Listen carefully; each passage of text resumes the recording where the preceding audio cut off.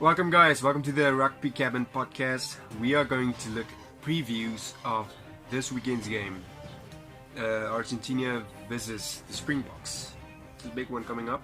Yeah, it's a make or break for the Boks. The Boks are quite relying on the All Blacks in the Australian game. So they be biting their nails, and based on what's happening on that game, they have to plan the game in Celta this weekend. So it's quite odd circumstances for the Springboks this weekend. You know what's really interesting? The fact that the Springboks were a week in New Zealand after drawing this. They were in New Zealand for 3 weeks. Yeah, they've been camping in New Zealand after drawing. They're just marking their territory there.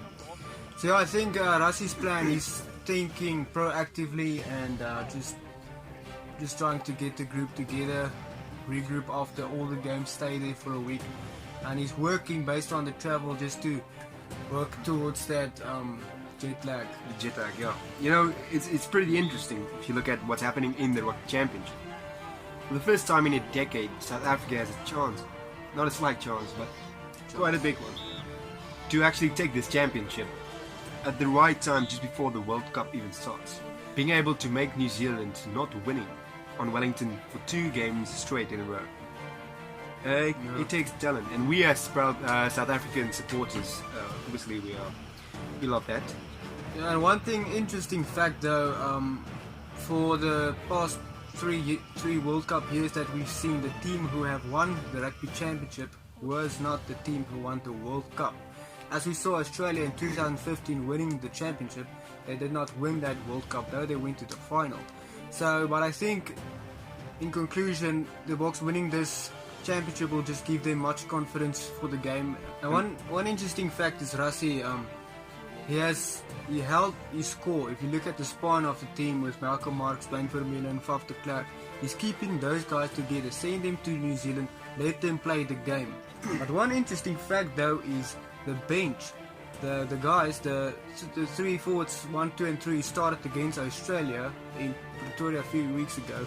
They are actually almost in a better form than the current starting 3 of the Springboks with Malcolm Marx, Steven Kitshoff and Frans Malherbe. And now if we look at the squad of the Springboks playing against Argentina, Rassie said he's going to change the team to the best form team to play in Celta. Now we have Marx, Kitshoff and Malherbe on the bench. Does that mean that Bees, Nyakane and Mbonambi is better at this stage, in a better shape than those 3 guys on the bench? Talk about the loose forwards and all these players. Let's take a look at the team for this weekend. When you look at the Springbok team, for those of you who don't know yet, when we start at number 15, Willie Leroux once again is starting at fullback. I think Rassie's trying to gel him with Mapimpi and Chestnut Colby. Those are the back 3. Then we have at the centre pairing is Damien Allende and Lukanya Am. Those are always also a combination with Rassie trying to really gel. And those 2 guys look like the core centre for the Springboks, I think. Yeah, I think they are doing a pretty damn good job. With Jesse coming from the bench usually, and then we have Andre Pollard and Faf as usual, the flyer from the scrum off, and the loose trio, a very interesting one for me, a powerful one, Dwayne Vermeulen, Pieter Stef Toy, Kwagga Smith. I think Pieter Stef Toy, he's been a machine at the he's been a good flunk. He's a core player of this team with his physicality and especially his defense. He has very, very good defense. That's true. And then you have Dwayne and Kwagga, both very good fetchers at the breakdown, so those guys complement each other. You have the Kwagga, who's a bit more mobile, agile guy, and you have Dwayne, the stubborn guy, who's at the breakdown, and Pieter, taller physique guy, and breaking through those lines. You see, the thing is, people complain a lot. They think Kwagga Smith is not the right flunk because maybe he's a small guy for a flunk, which is maybe true. But Colby, I mean Herschel Jantjies, we've always had these little players like US van der Westhuizen, who is the Brayden Paulse. These are the true key point Springbok players that you want to have in your team. Kwagga Smith, if you take a look at his face, I mean, he's been through a lot in the game. He's going in quite hard. You don't want to mess with him because he's a tough boy. And then you have guys like Eben Etzebeth and Franco Mostert, the lock pairing, those guys have started against the All Blacks. Now they're together again.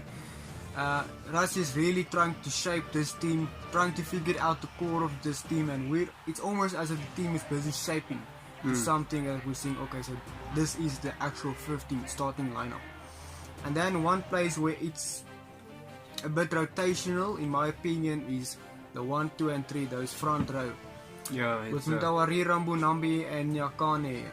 So those guys, they've been very impactful coming from the bench against the All Blacks, and that was strong enough for them to get the starting position.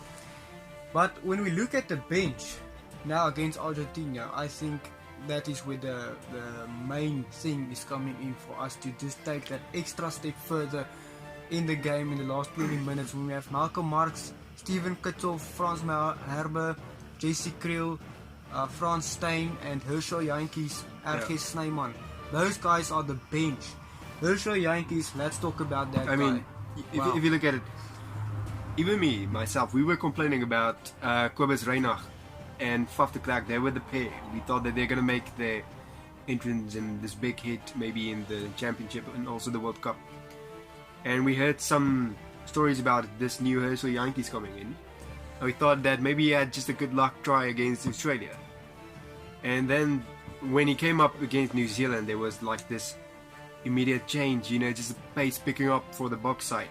Less kicking game. That was the plan that they wanted to take in. I mean, being under pressure for your first game against New Zealand, your second games for the Springboks, and scoring a try at the 78th minute, I mean, that takes true courage. Yeah, for a debutant this year, being so cool, calm and collective at a position that is really directing the team, taking over from a guy like Faf de Klerk and taking it a step further to score even a try against the All Blacks.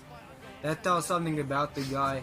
So it wasn't first time lucky for him against Australia, though that was a very good game, but he came in against New Zealand. He's the big talking point in South Africa at the moment. The question is, who is Rassie going to drop, Reinach or Jantjies? We have 3 world-class scrum halves at the moment. 3 of the best. One of them have to be dropped. If you look at Kobus Reinach and Faf de Klerk, what they've been doing overseas lately, I mean, they are like I think they're like in the top 5 players over in Europe, in the Northern Hemisphere. I mean, if you look at the flyouts, I hope it was the same thing, but we only have Andre Pollard. Yeah. I don't think we have like any key players other than him who can help us out. What if Andre Pollard get hurt? Who do you put up, You can maybe put Francois Steyn there, but the question is he fit? Will he provide that something extra like Andre Pollard is providing? Because Frans Steyn has, he's having a very good year so far. Yes. With the question. And also, we're going to take a look at the Argentina side, key players who might be a problem, who we just have to keep an eye on. And Augustin Creevy, the big talk of the Argentinian team, he is back in the starting position, captain. Maybe, I don't know if he's going to captain the team. Yeah, it's probably. He's back. We know how passionate he can be when he's guiding that team, and they are not going to make it easy for the Boks to get the title this weekend. If we look at the squad, we have Emiliano Boffelli at 15. That guy can kick a ball from the 60-meter right over the poles, and I think he's the crucial guy for the Argentinians, because you look at the past 2 results against Australia and New Zealand. It's only been against New Zealand, it was a 4-point difference for Argentina, and then against Australia only a 6-point difference. So it's been close range for Argentina against the 2 teams that have been played. And Boffelli, I think if it's going to get to that point where penalty is going to win the game, Boffelli is the right guy to hammer that shot over. We are looking at Cordero.